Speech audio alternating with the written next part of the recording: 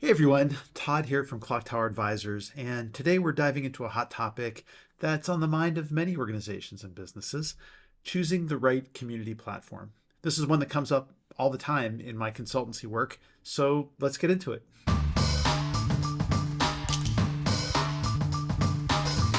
Community platforms are more than just a digital space. They're the foundation of your community.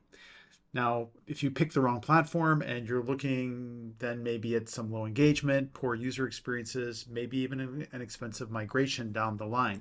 So, generally speaking, enterprise community platforms are not inexpensive. And before you go down the road of choosing which platform you want to go with, it's worth taking the time to ask, does your organization even need one? Not to say that it's not a good idea to have a community platform in place for your organization, but if you're getting great interaction through your other venues, like if you're active on TikTok or you've got a LinkedIn group or a Facebook group, maybe you have some WhatsApp places or a Reddit or subreddit or two around your brand. It's possible that depending on what your members or your audience or your prospects or your customers need, it may not be a centralized community platform experience, or it might. And if it is, that's what this video is really about. Thinking about the main reasons or things that you would need to consider when you're choosing to set up an online community platform. So one of the top things that I would talk about would be the budget that you need for the platform. Have you set enough aside, not just for the technology itself, but for the operational support that's necessary? This is a key success factor that I've seen come up again and again throughout my consultancy. Organizations put a lot of time, effort, and money into building a great platform experience for their customers, but they don't have a community manager. That's definitely a holdback in the experience, and it can make or break the community because it's not merely somebody who resets passwords and is looking for spam to be able to get rid of out of the community experience. The community manager that you hire needs to be someone who's an evangelist for the brand. Think of them as the concierge, the person that greets you at the front door of your digital house and explains all of the amazing things that are inside and why somebody would want to be there. They are great at understanding what those members need, want, and are able to direct them to each other as well as to solutions and resources that might be useful and valuable to them. So it makes sense to spend some time up front learning about what your members want, understanding what their concerns are, what kinds of problems they're trying to solve, and documenting all of that.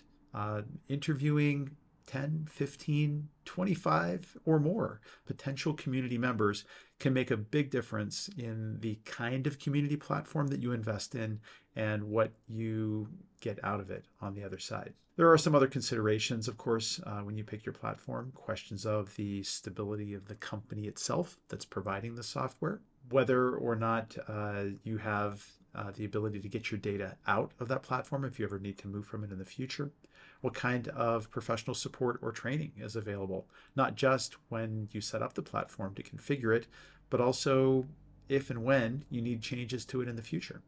Are they going to be ready to help you, and what do they build into their contract with you, into your software license agreement, to make sure that it's a good use of your time and that you get the support that you need when you need it.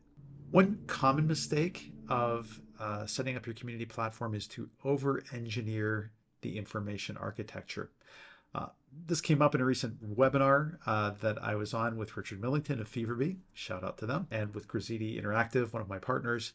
We talked in that webinar about overthinking your community architecture. It can lead to a structure that's too complex for your members before it grows large enough, before they grow into it, impeding their ability to grow organically.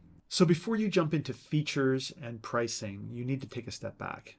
You need to engage in some deliberative stakeholder meetings across departments and really nail down the discussion first about what's needed and for whom. I'll often be a big recommender of a community roadshow internally to just talk about what the purpose of that community is and how it might interact with each of the departments that are around. My colleague Jenny Wiggle of Jenny.community has some great templates for that, but you can make your own and use it as a way to talk about what you see as the purpose of the community at this moment, how it will serve members, and how it might serve individual departments. How does it serve customer service, human resources, product marketing? As you think about each of these groups, you're going to think about different reasons that each of them would want to back what you are trying to do with the community. So here are a few tips for choosing the right community platform. First of all, after you've had those member interviews, you're going to want to spend a little time affinitizing, collating, putting together all of the things that people said in the course of those meetings and interviews, and really see what is coming out of that as far as what those customers, what those potential members would want to do. If you're dealing with a straight up support community, they're coming in with a problem or a question about your software or your service, and they're looking for an answer. But how are you going to engage them past that? Will the community provide some career growth, professional development, if it's a business-oriented community? If it is a nonprofit or cause-based community, how are you going to keep them engaged over time, maybe once they've got their question answered about what it is to support your organization? Thinking about those long-term use cases is going to help you choose a set of features and choose the right platform that is going to be a good fit for your organization.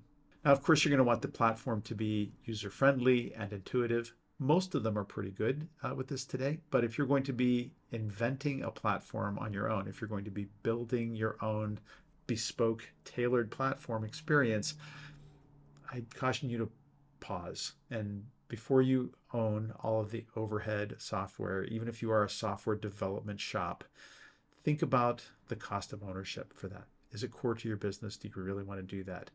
If you're going to build that experience, and I've seen it done successfully, so I'll put some provisional acceptance around this idea. You're going to want to ensure that that web experience is as user-friendly as possible, that it is a contemporary web experience. By that, I mean the things that I get by using X or TikTok or Instagram or Facebook or LinkedIn, that high level of interactive, intuitive experience should be translated into your community as well.